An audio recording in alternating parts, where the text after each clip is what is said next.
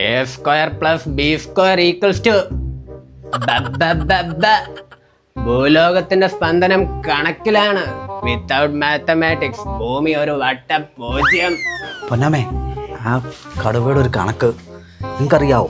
Biology പീരീഡിൽ പറഞ്ഞത് biology ഇല്ലെങ്കിൽ ജീവജാലങ്ങളെ ഇല്ലെന്നാ. ജോഗ്രഫി പീരീഡിൽ ആ മാഷ് പറഞ്ഞതെന്നറിയോ? ജോഗ്രഫി ഇല്ലെങ്കിൽ ഈ ഭൂലോകമേ ഇല്ലെന്ന്. ഇംഗ്ലീഷ് പീരീഡിൽ ഇംഗ്ലീഷ് ഇല്ലെങ്കിൽ കമ്മ്യൂണിക്കേഷൻ ഇല്ല.